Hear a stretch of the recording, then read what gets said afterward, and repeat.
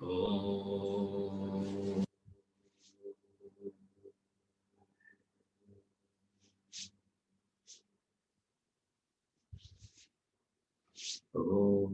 Sahana Bhavatu Sahanau Bhunaktu Sahaviryam Karavabhai Tejasvinavadhitamastu ma Vidvishabhai.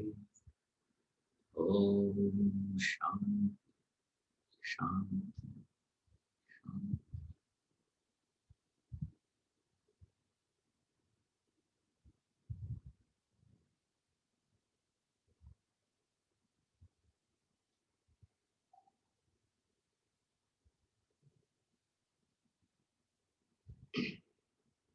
Hari Om.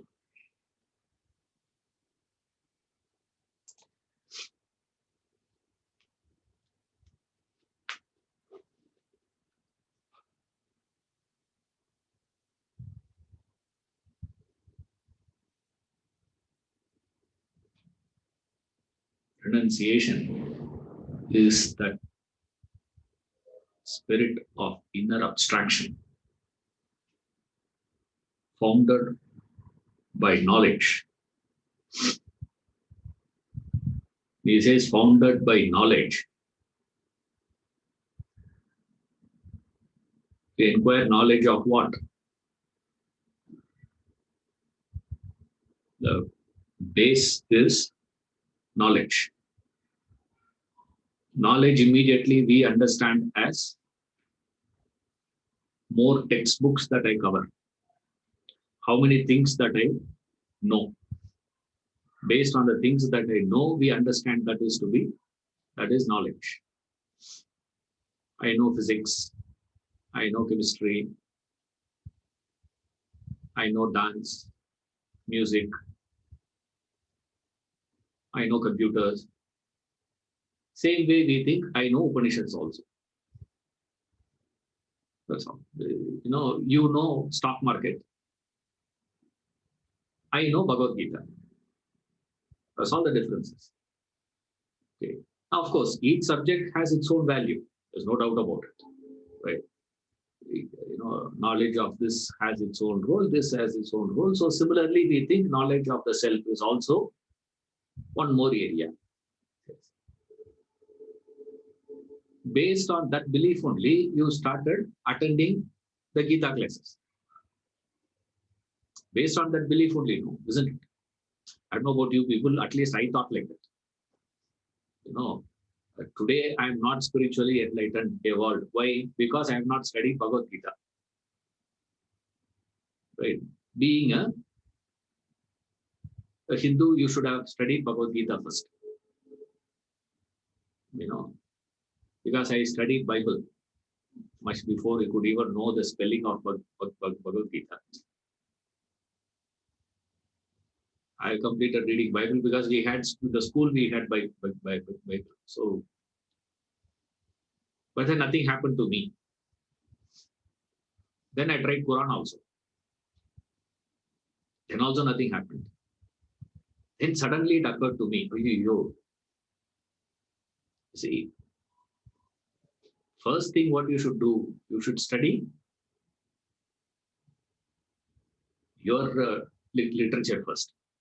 So that is why I did not get enlightened. So what I'm going to do now, study Bhagavad Gita. Started attending all Bhagavad Gita classes, reading about the Upanishads, Vedas, and all those things. So more and more you gain that knowledge, slowly your ignorance will go away. Because we believe opposite of ignorance is what? What is opposite of ignorance? Knowledge. Antidote for ignorance is knowledge. Therefore, what are you supposed to do? Gain knowledge. And he also confirms it by saying, renunciation is founded by knowledge. Correct. So what I'm going to do now, I'm going to complete the Vedanta Treatise book. So I went, and once I finish this Vedanta Treatise book, once I complete at least that chapter, renunciation, I would have become a renunciate by then. He said, no. Fundamental error is there. The error is to believe that what is opposite of ignorance is knowledge. No. Knowledge is not opposite of ignorance. If knowledge were to be opposite of ignorance, by now all your ignorance should have been wiped off. I know few people in this class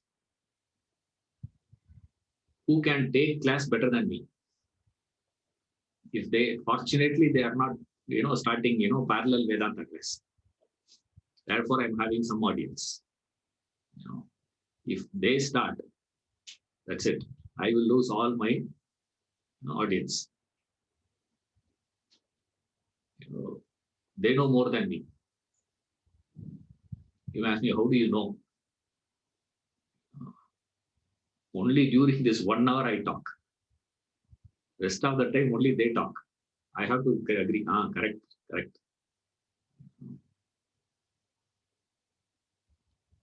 Opposite of ignorance is not knowledge. Opposite of ignorance is alertness, awareness. It is that alertness and awareness that is opposite. For which, first thing you should be alert and aware of your environment, external.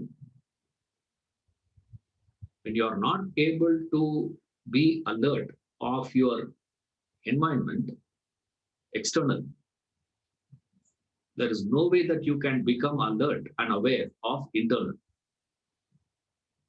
That alertness, in that alertness, something happens. That happening is called as renunciation.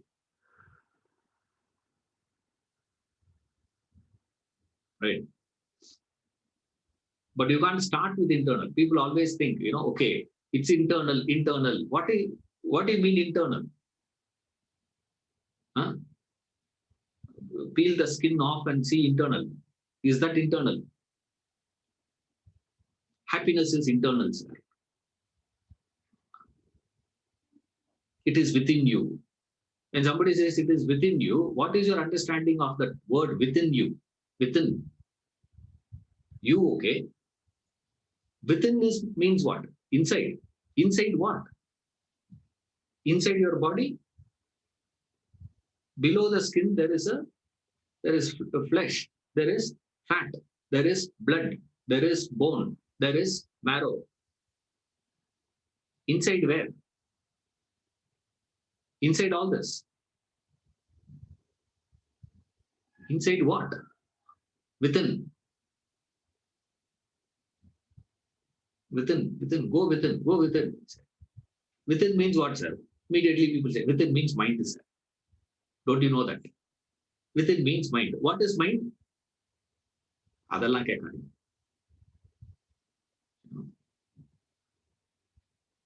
Don't ask that question. What is mind? Mind is nothing but your thoughts. So when a person says it is within you, inside, you have to go to your thoughts. Where is it? It is in your thoughts. That's all it is. And when I say it is in the thoughts, it looks so flat. But to say it is within you looks so nice to hear, as though it is something mystical, something philosophical. When you say thoughts, it doesn't sound any philosophical. You don't need, it doesn't, look like a big word. Because today we want bigger words. You see, we don't want plain, direct, simple words. That's why Upanishads are not very popular today. Because Upanishads are direct, plain, and simple terms. Direct ones they are. We can't relate to it. Opposite of ignorance is knowledge. When we say knowledge, we don't mean information. We don't mean how much you have gathered, how much you know. what all you are expert about, what all is there in your memory. It's not that. Then what is it, sir? It simply means that alertness that you can get. Now you can't say that I'm going to become alert, alert, alert. I should be alert, I should be alert, I should be alert, I should be alert. You don't gain that alertness. Through that, you don't gain alertness. Now, how do you get alert? First, you should be alert and aware of your surroundings. What is around you?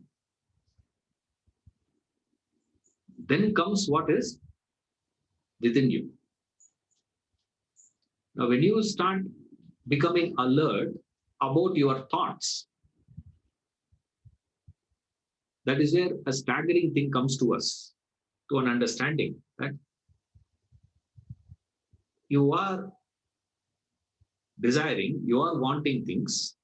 All your lifetime, you are only moving from one want to another want, one desire to another desire. I want this, I want this, I want this, I want this.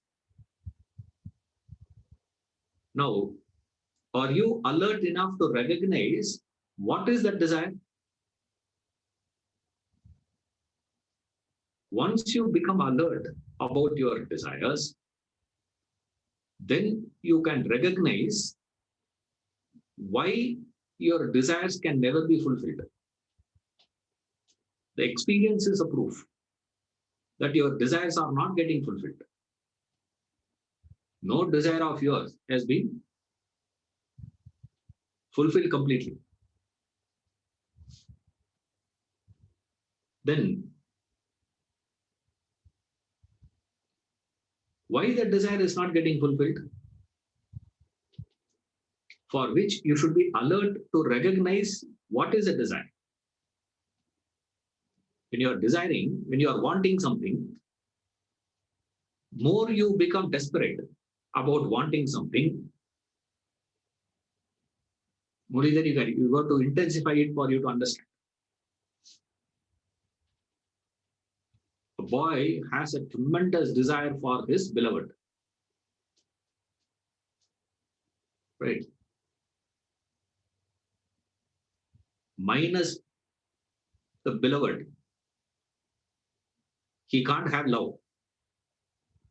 Isn't it? Delete the beloved. Can he carry love?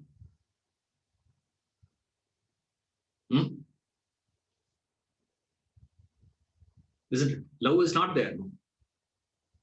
So, but he claims what? I love her. I love her so much. I love him so much. All that love that you claim is nothing but what? You are desiring that person. Now, when you are desiring that person, what are you doing? When do you go on desiring that person?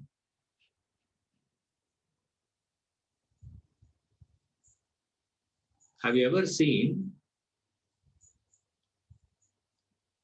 husband writing a poetry about wife?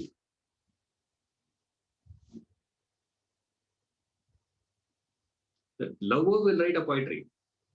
If a husband gives a poetry card to you, plagiarism. You can simply go and Google it, it will be there. Cut paste. It's simply taken from there and pasted here and give it off.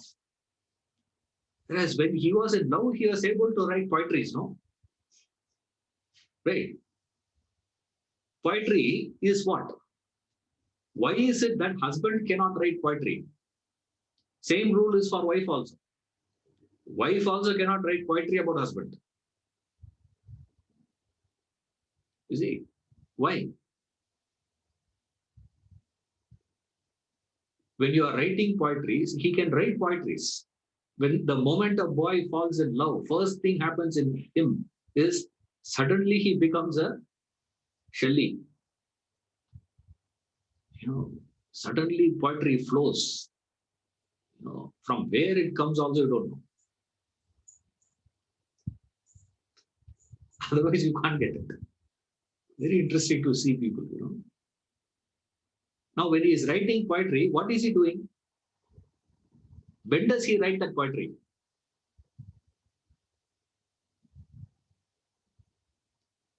In her presence or in her absence?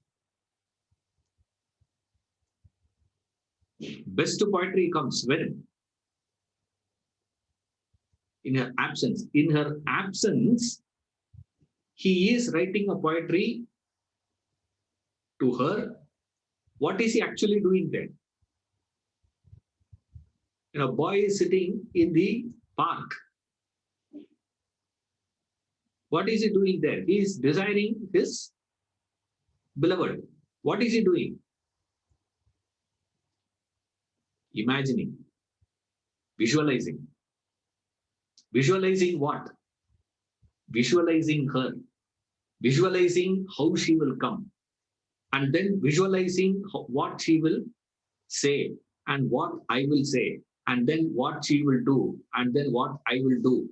Then what happens this? Then what happens? Then. And all this is happening where?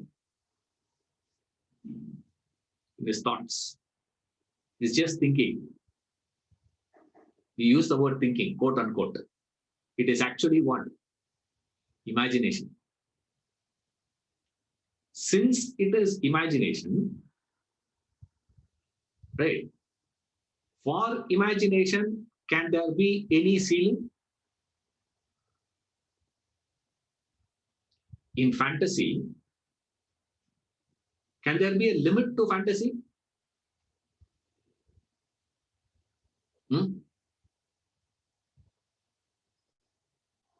Let's say Harry Potter has to enter into that platform 9A. He goes and bangs against the pillar. Inside that pillar, there is a full railway station. You don't try all that. Right? You don't try that. Why? Because you know. What is that, sir? When you are reading that itself, you know it is fiction. It is a fiction. In fiction, is there a limit? There is no limit to it. Whenever you are desiring, go back to all your desires. When you are desiring for what? You desire only what you wanted in life. I wanted. I want this. I want this. I want this. Whenever you say, I want this, you genuinely believe what? Two things. Number one, currently you are in pain. That is why every acquisition is called as dukkha nivritti. It's an antidote for dukkha. Acquisition is an antidote for dukkha. It resolves your dukkha. Why? Because you believe you are in pain without it. Without her, I am in misery. Therefore, what do? I start imagining what all I can do, what all can happen, what all will happen, what all should happen. Follow carefully. All these are important. Finally, he comes to saying, actually, he comes in contact with that object. His imagination and the real object. The real can never be equated to your imagination. It will never be matching with your imagination, because always your imagination is going to be far, far bigger, far more. That's why love marriage, a break. Why? There's a big argument. In 5 minutes, how can you decide your life with this person? Okay, 5 days, 5 months, 5 years. What is the duration you are going to fix to say this many, this much of duration if you spend together, you can decide. After 50 years of marriage, that lady says, don't tell in front of him, sir. He will not understand what. After he goes, she will tell me something. And same way, this man is also will be waiting for the lady to move out. He'll go into the kitchen to do some work. Quickly, he will say, sir, tuck, tuck, tuck, tuck, few points he will cover. Why? He believes what? She will not understand the spirit in which he is saying. Same way, she also says, that is why every fight, all that you say is what? You're not listening to me. You're not understanding me. Why? Reality can never be equally matching with your imagination. Desire, anytime you see the word desire, kama, immediately you got to replace it with what? Imagination.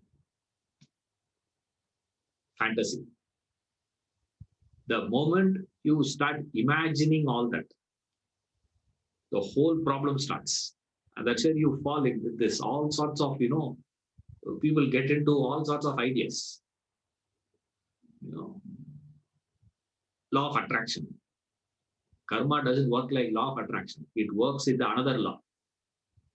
Law of reverse effect. There are two laws operating. One is the law of attraction. Another one is law of reverse effect. A classic example they give. A boy who is riding a bicycle, who just got into learning bicycle, no traffic on the road, lockdown, no traffic. On a 4-lane highway, he will go and hit the tree. Why? Tree is in some corner, right? It's not the middle of the road. It's in the corner of the road. 4 lanes are there. How on earth you go from here to there and go and hit? He goes and hits. Why? How does it happen? He says, I don't want to hit the tree. I don't want to hit the tree. Now, every desire when you are having, remember, you carry parallelly one thing also. Every like of yours has a parallel one, dislike. You can never have a like alone in your life. Every liking has a counter, disliking. If I have a liking for spicy food, I have a dislike towards blunt. If I have a liking for strong coffee, I have a dislike for light coffee. Now you tell me which law will function? Law of attraction, bringing me that coffee, or the law of reverse effect? Which one will function? And you should think positively, sir. You should think of law of attraction only. Now, law of karma says no, man. Karma has two aspects. Dvandvas. That's what we say. Define the world as dvandvas, opposites. Opposites means what? If one law is existing, there is an opposite law equally existing. Both the laws are existing. Now, which law is going to function in your life? With every desire, you are carrying the contrary to that desire also. The moment I say, I like junk, then I don't like this. The moment I say, I like this, then I don't like junk. I like vegetarian means I don't like non-vegetarian. The moment I say I like non-vegetarian, then it goes without saying I don't like vegetarian. Because they get annoyed. You want to irritate a fellow, take him to a vegetarian restaurant. Non-veg fellow, take him to a vegetarian restaurant. They get annoyed. I like this means opposite of that, I don't like. Which one you will attract towards you? Law of attraction also comes. Law of reverse effect also works. When both are operating parallelly in your life, it is impossible for you to have the fulfillment of any of your desires. Just imagination. Your whole life today is what? Imagination.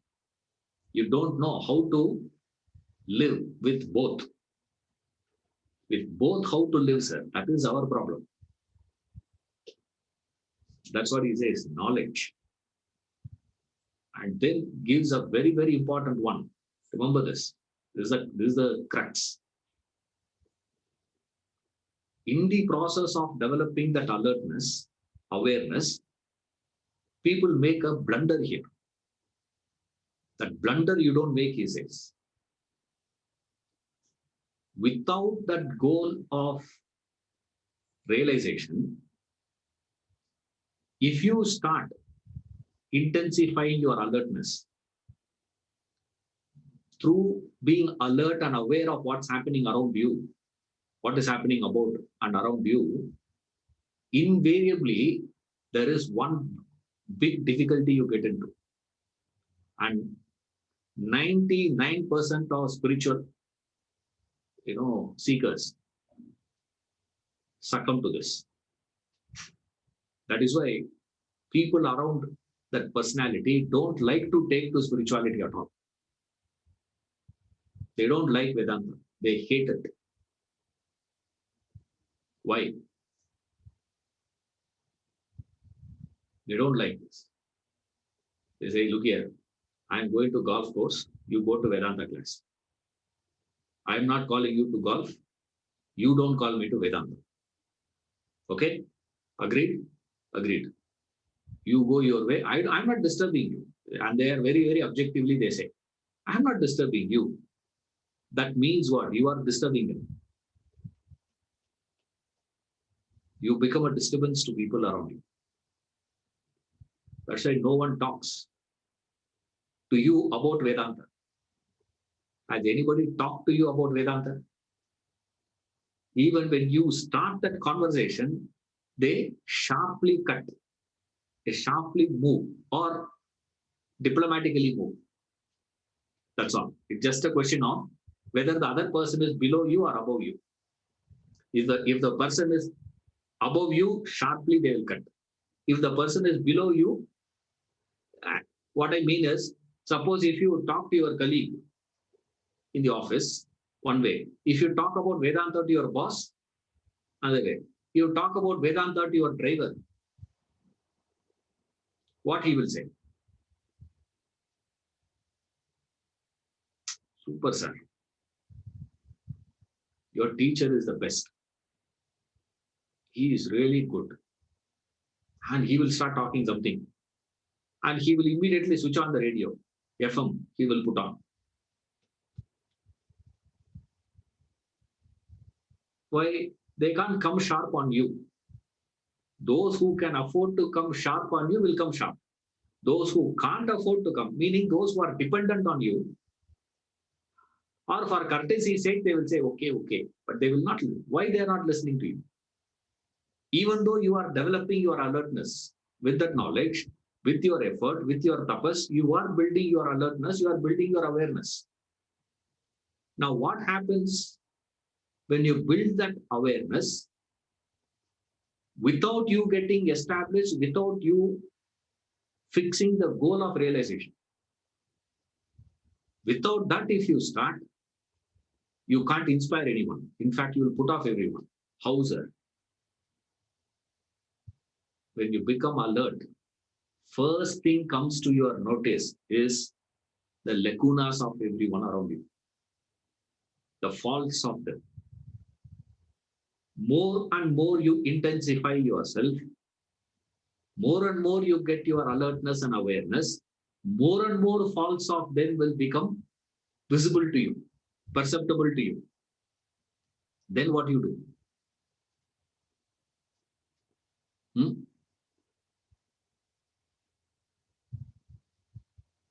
You become alert,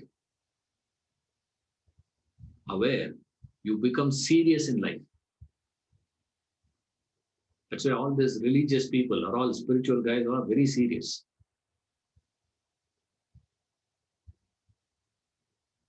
You know what happens when you are serious? Next 1 week, I have to give you now. Serious.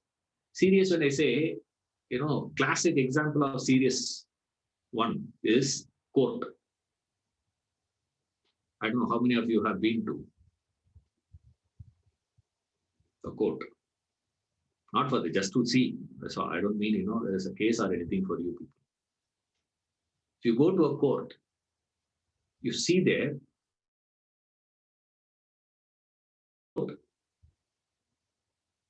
if you laugh in the court, they'll throw you out. You have to be very serious. Now, in life, when you start seeing the faults of people, you see all the wrong. Everywhere you see wrong. And it looks so clear to you, and it is a fact. It's not your, you are projecting your things on them. Right? The truth is fault. Okay? When you are going on seeing that, invariably, you become too serious in life. When you become serious, there is something happens to you.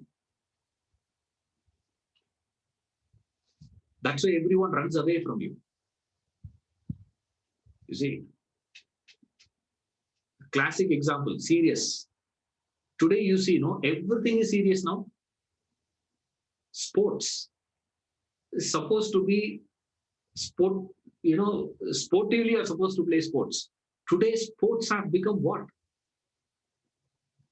Serious affair. So serious. Going to school is such a serious thing now.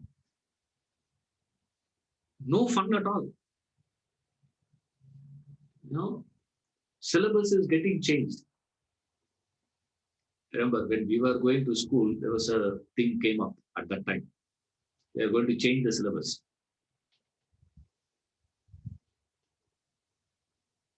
The chemistry teacher said, hey, whatever they change, water H2O than said. H2O is water, no. Huh?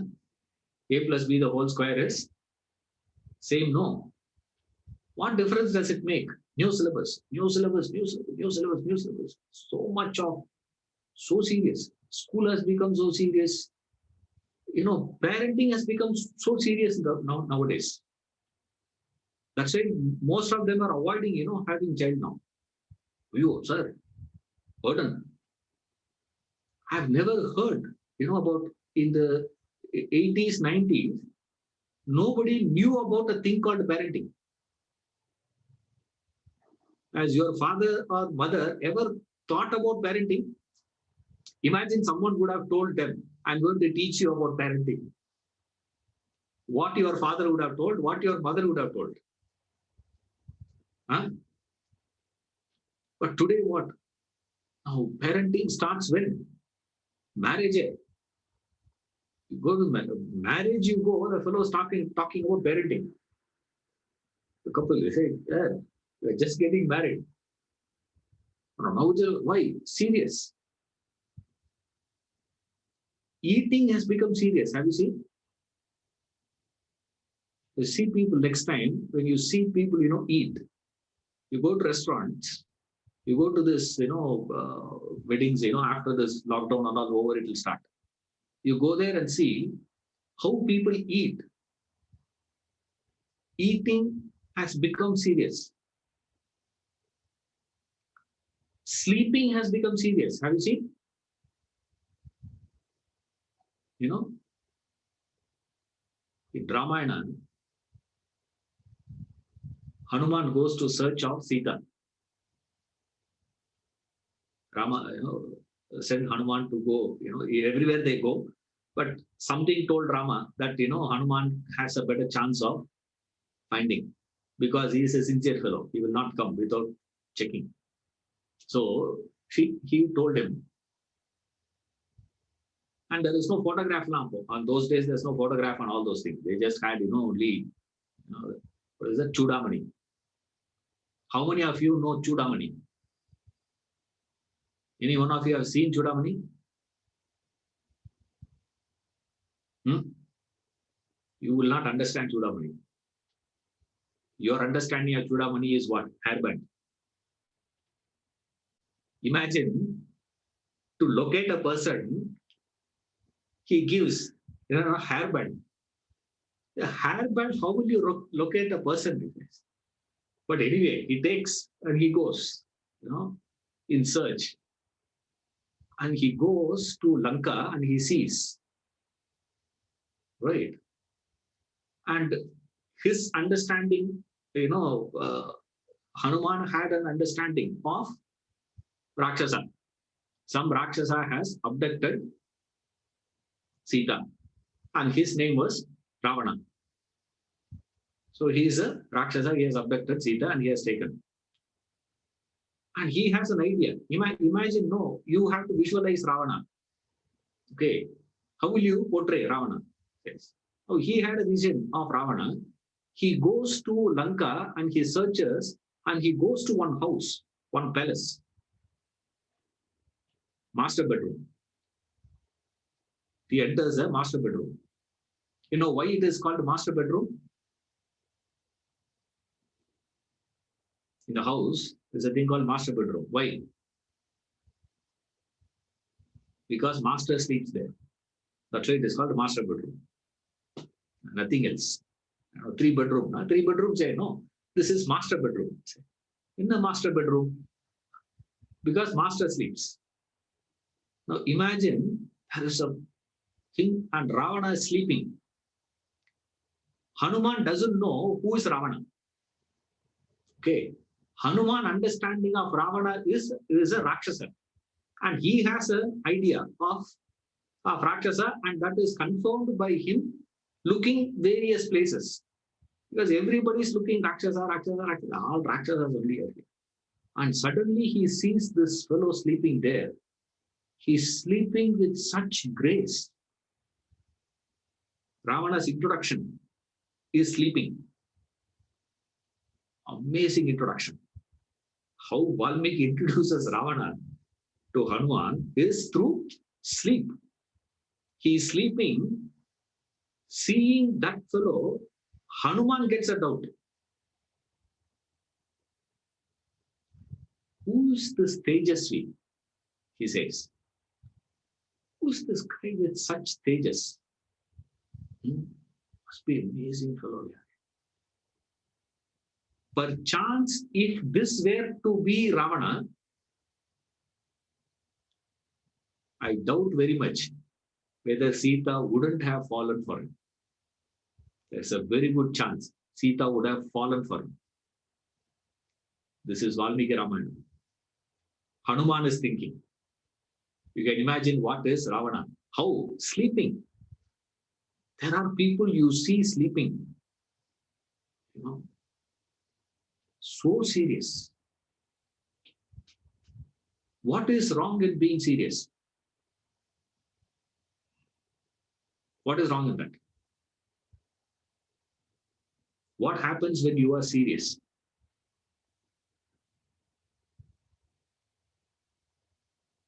Example. Serious. Example. Court.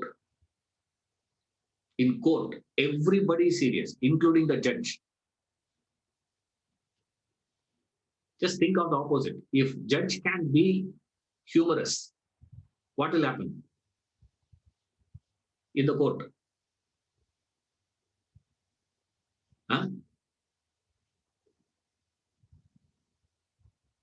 In fact, one of the important training given to the judges is to keep that face serious. They have to be serious right through. Everyone should be serious, including the Diwali who is simply standing there should be serious. He can't be smiling. Contrast to that is Bhagavad Gita, where Krishna is standing there, Rahasanniva, with the smiling he is standing in the battlefield. He's serious. Remember, the implication of seriousness is you are ready, only then you can devour the other person. You can tear open the others, only in the mood of seriousness. With the smile, it's not possible. With laughter, it is impossible. With laughter, you can never be violent. Only when you are serious, you can be violent. That is why the moment he says knowledge, immediately he puts, he who has set self-realization as his goal in life alone can practice renunciation. Otherwise, you cannot practice renunciation. In fact, you should not even attempt. Without that goal, don't even think of renunciation. Because it will become a problem. It will become a problem of what, sir? You can comfortably tear open everyone. You can pounce on people. You can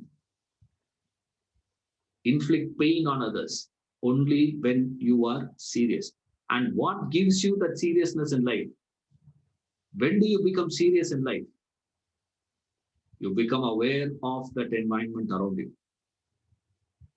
But the fact is this, renunciation practice starts with that alertness, because that alertness is called knowledge, jnanam, not information, not knowledge, not knowing so many things. So what is that you have to, how do you get that, sir? By probing, by inquiry, by learning, by investigation, by developing that capacity to follow what is actually happening. But the problem is we can't accept. We wanted to have our own imagination. We live a life on imagination. Or you live a life of hypocrisy. That's all. The entire humanity can be classified into two sections. One group lives a life of imagination. Another group lives a life of hypocrisy. That's all.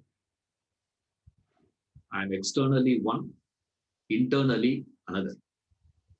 And that is a training we get in the name of growth, development, and all that. How can I conceal what is my true feelings, true thoughts, true thinking? What are you thinking actually? This is what Patanjali calls it as Vakra Buddhi, he says. Buddhi is classified into two, he says. Prasada Buddhi and Vakra Buddhi, says. Translation, there's no chance. Vakra, how can you translate? Bent. Bent Buddhi, bent intellect. You won't even understand. Vakra Buddhi is that perverted, cunning thinking. It's totally opposite. It's not even that. It is a mix of all that. Wrong, negative, perverted, cunning thinking. That's called Vakra Buddhi. Yes, people develop that Vakra Buddhi. With knowledge, you develop only Vakra Buddhi. With Vakra Buddhi, what do you do? Justify. Justify all that you are doing and devour people around you. Where you use your thinking to do what? How to exploit. Thinking is used today only to know how to exploit others. Exploitation, that's all. In every facet. Every facet, it is just exploitation. That's about it. We have already selected. Then why are you issuing, this is a way of collecting more funds, collecting more money, collecting this, doing that. And you are using your thinking only for what? MBA.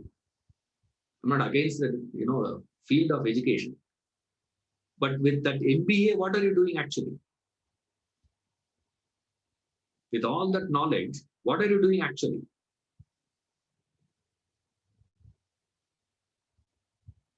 How to exploit without the knowledge of the other, without you even knowing it is. That's called advertisement, no? Isn't it? In advertisement, what do you do in advertisements? Keep on repeating. And the best part is a big college today. I've been checking for Purni's, application forms from various, colleges. I don't want to mention the name of the college. It's one of, number one college here in Bangalore. And that college is sent a form. It says you have to bring a Xerox copy of your marks card. It's there. Xerox is a company which manufactures a machine which does the job of photocopying. That's one of the biggest university here, big one. And there they say it is Xerox. How? Your mind is totally, this is called advertisement. You see? This is called advertisement. What are you doing, sir? Pumping in so much only to exploit. This is called a Vakra Buddhi. And our intelligence is growing. By that intelligence growth, our life should be more and more happy, more and more peaceful, With all this intelligence, our life has become more and more miserable today. Why? Because in the name of developing Buddhi, we are only developing Vakra Buddhi. That Prashada Buddhi is not there. Beautiful coinage of it. It says Prashada Buddhi. Sukshma Buddhi, Tikshna Buddhi are different. Okay, gross intellect, subtle intellect, it is a different one. Your thinking itself is used for what? To judge people. If you have to judge the other person, you have to be serious. And today, religion has become such a serious affair. Thank God, we have got one personality. There is only one religious personality in the whole world who stands out from seriousness. That is Krishna. Minus Krishna, every other religious person you see, everyone else is serious. Everyone, every spiritual master you can think of. And in fact, according to Christian mythology, Christ has never laughed. He has never laughed in his life. Christ. I say, how is it possible? How is it possible for a man to be not laughing at all? Because laughter looks like what for all of us? That lightheartedness looks like what for all of us? Why you cannot? Because of the exaggerated value. And that's what he means here. What is it, sir? Is that higher values when you are picking up, when you are involved, when you are entertaining the higher values of life with reference to all that the world can offer. What is your how you will treat it. Humorous. Whole life has to be humorous. Our problem is, how can you be humorous about everything? You cannot. A man of renunciation alone can be like that. Impossible. You know, how do you start? He says, pitch up that goal of realization. And then practice this awareness. Awareness of what? Awareness of your environment first. Otherwise, we're just going to be this one.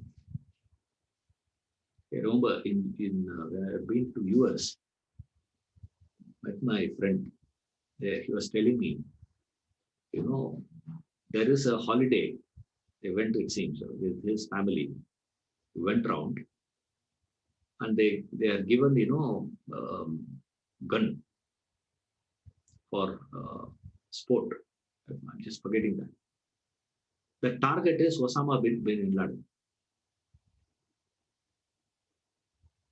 And you can take a gun and shoot. Actually, you take the real gun. Of course, the bullets are not real, but it's a real gun.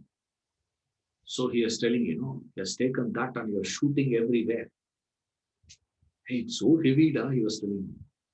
It is.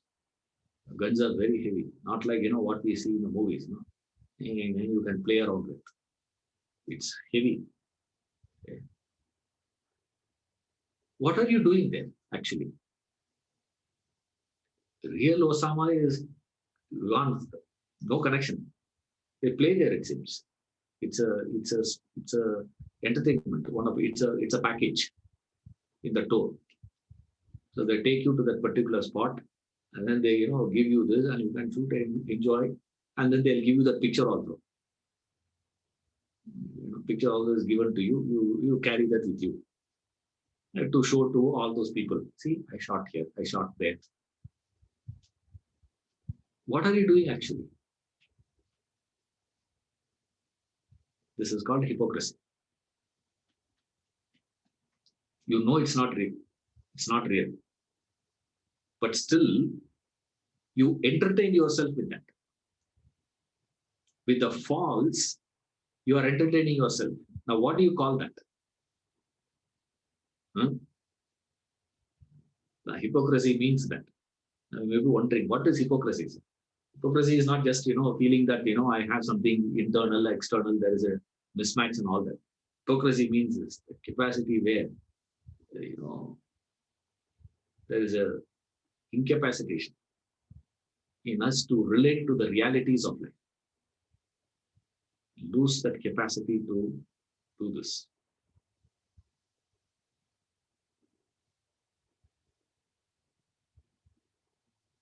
You get angry in the office,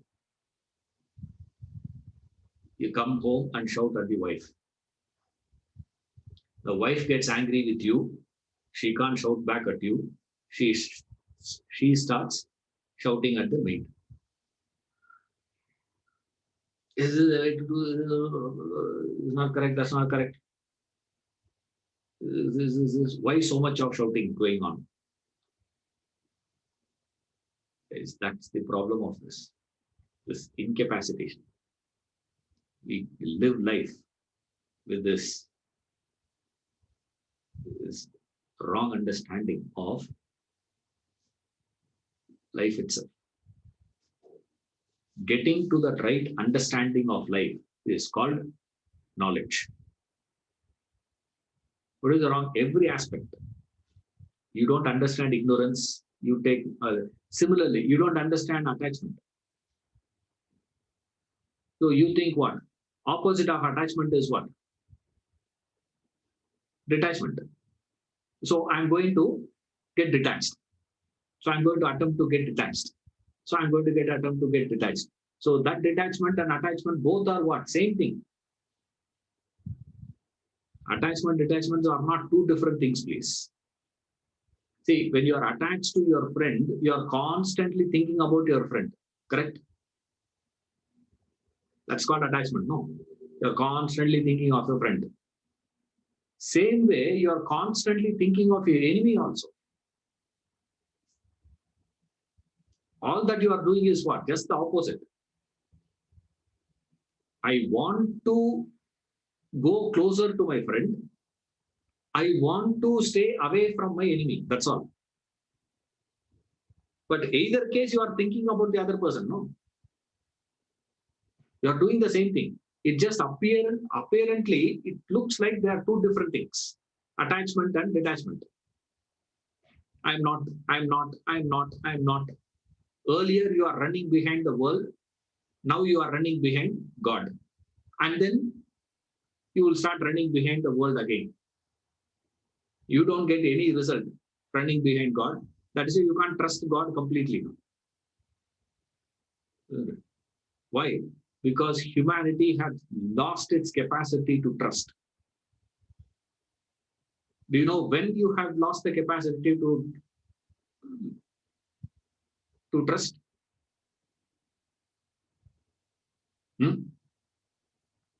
Say you trust somebody and that person stabs you in the back. Then what happens? Now you are on guard. You say what? No, I can't trust anybody, sir. So that knowledge to sink inside, you need that capacity to trust and accept. And the problem is what? That knowledge cannot sink in. That is why you read, but nothing goes inside you. It will not go inside. Why it is not going inside? It's all cemented completely. Not a drop will go through. There's so much of water, but nothing comes through that. Plugged in completely. How? You need that climate of trust. The problem is everyone has lost that capacity to trust.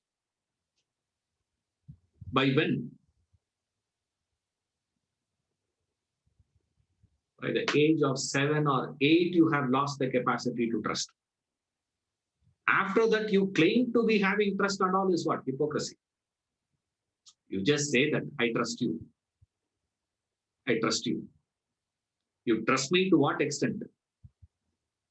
I don't mean me, okay? You trust God. To what extent you trust God? I trust God, but there has to be a backup plan also.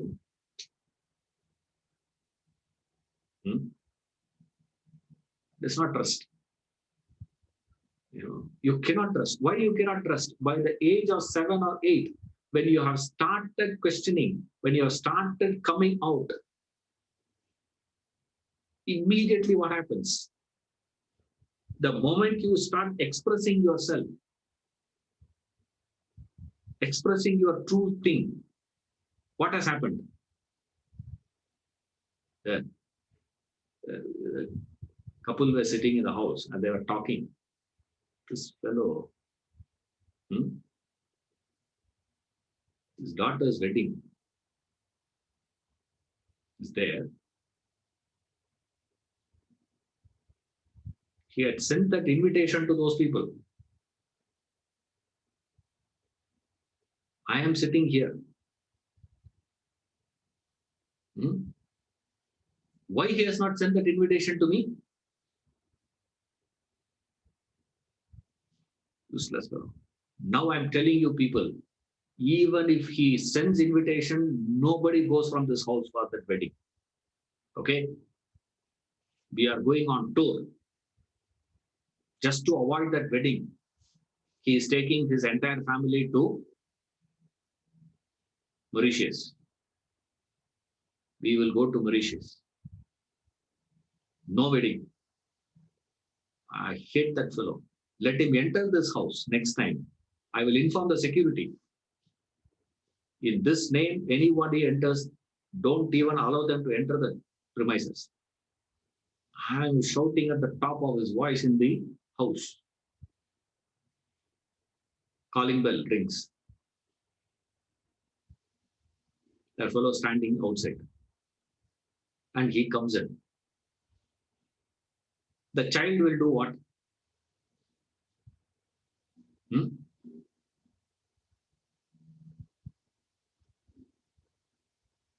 I remember Samanvita telling me. One day, she just opened the door. I was standing there in front of the door. She opened the door. Nothing. I hate you. He said, and she ran away. I said, okay. Now, we don't have a problem. So many people are hating, they are not telling me. You're telling at least honest enough. I just walked in house and we are,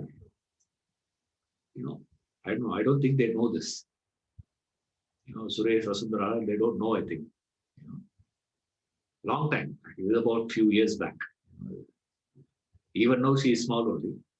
A few years back, you can imagine. She's just learned. Obviously, I have understood what is happening inside the house. Same story. Next time, let that fellow enter this premise. And fortunately, this girl saw me and she told, and you enter the house, that fellow comes in, aye, come on, how are you? This. And the fellow says, I have come to give the invitation. My daughter's wedding. Definitely, we will be there 2 days in advance. Anything that you need for the wedding, everything is set. How is that boy? How is the family? How is this one? Where are they going to be? And what is this? What is that? And the child sitting there looking at both. He thinks what now?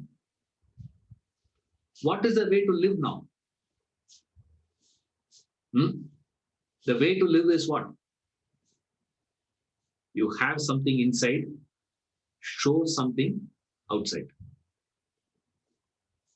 Therefore, any time when that someone were to come and say, ju, ju, ju, ju, ju to the child, what does a child think internally?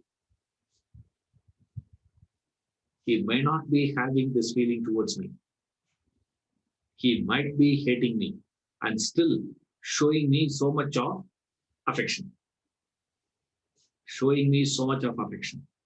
The moment it starts expression, it's corrupt completely. Both sides. It's killed on both sides. It's destroyed on both sides. You need that capacity. Your ability to think and trust together. That is called a knowledge. It says renunciation is founded on knowledge. Inner knowledge. Our problem is what? If I trust, I can't think. If I start thinking, Pakra Buddhi.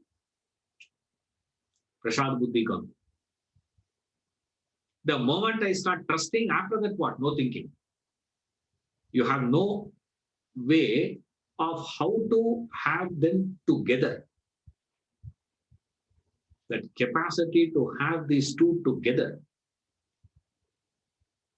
One, living in imagination, in your own dreamland. You are living in cloud actually. You're not in the reality at all. You're living in your own world. You genuinely believe. The problem is you genuinely believe. That's called a delusion. See, karma leads to delusion. Moha, Hauser, it makes you believe that imagination looks more real to you than the real. You live on it. And you expect that reality to match with your imagination. No reality can match with your imagination because there is no limit to your imagination. And reality has a limit. Your body has a limit. The objects has a limit. It cannot match with your imagination. Therefore, no desire can be fulfilled.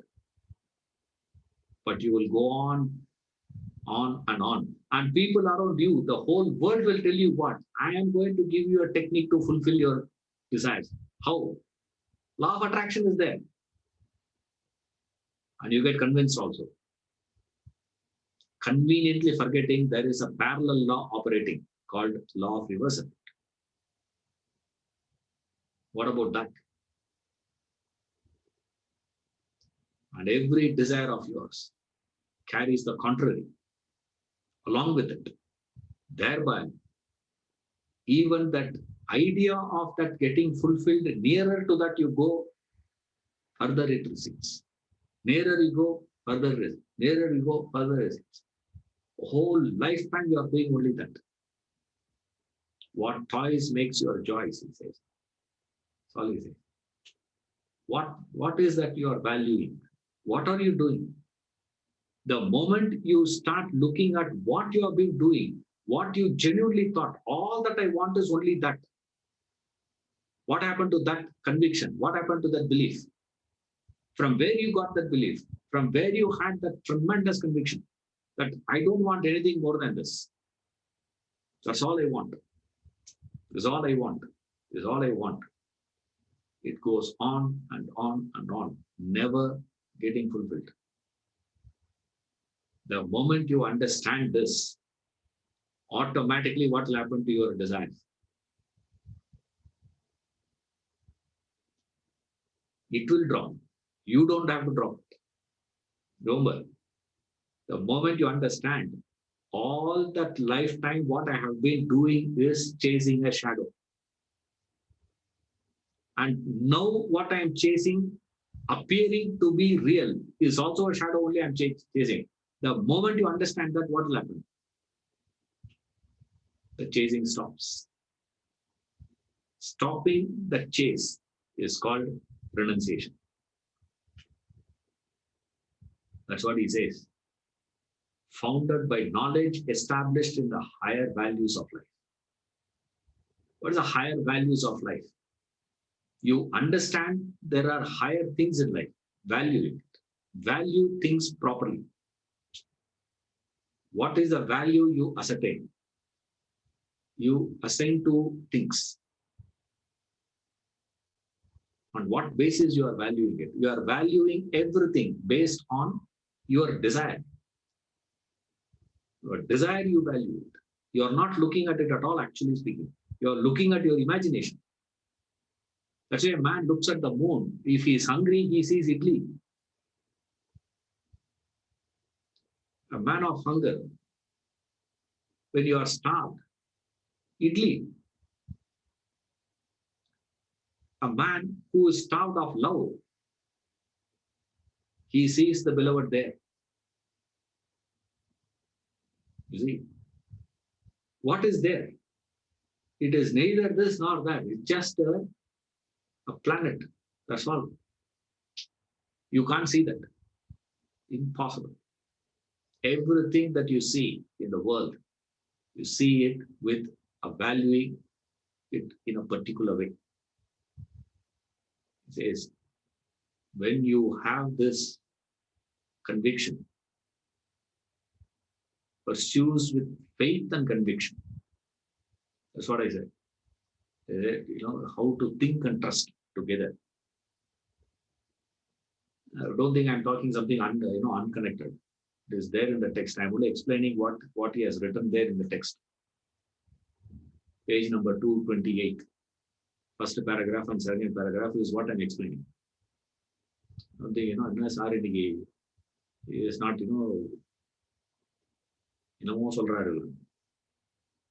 it's there in the text. These things will not, the worldly things will never entertain him. He will never be possessed by those things. Because he understands it is essentially I'm feeling the dukkha, pain of not having it. Not having that is paining to me. Therefore, I want to get it. With the belief what? Once I get it, my pain will go. The tragedy is what? This is the same thing you believed in the past. Once I get it, my pain will go. Once I get it, my pain will go. Once I get it, my pain will go. You have been getting things and getting things and getting things, but the pain never went away. It's still there. Refer to that poem, Olive Tree, the hermit. He asked for that. He asked for rain, the rain came. He asked for sunshine, sunshine came. So that this can come, this froth can really swell. All the everything he got. but by even song the olive tree had slain. Beautiful poem. It's there in the book. Somewhere, I think 102 or 3, something like that. Page number you can check. Somewhere around that. The superb poetry that is. Olive tree. The problem is the second hermit who got that olive tree, how did he get it, sir? He planted and then he left it to God. Our problem is, if you put an effort, you cannot leave it to him. When do you leave it to him? The moment you leave it entrust to him, you will stop putting your effort. You never know how to do both. Both you have to do. You have to do what you have to do and then entrust it to him. Then olive tree you get. As the first fellow, all his desires fulfilled. One thing is what, sir? That never happened. That olive tree. And why did he want that olive tree? Not for him to, watch TV, have dinner properly. I should know what I'm eating, sir. So I need that olive, oil is needed so that lamp can burn. No, for my prayers, evening prayers. For evening prayer, for you only I wanted that olive tree, not for myself. But still, what is it, sir? It doesn't work that way. You have to have both. That capacity to have that faith and that conviction in the pursuit of the higher. When you have the two, then you will have the right knowledge. With the right knowledge, you will have the right values. Having the right values is called renunciation. Don't say effect of that is renunciation. Having those right values of things. Otherwise, you live a life of imagination and hypocrisy. Minus renunciation, your life is just imaginary or hypocrisy. See you next class. Thank you.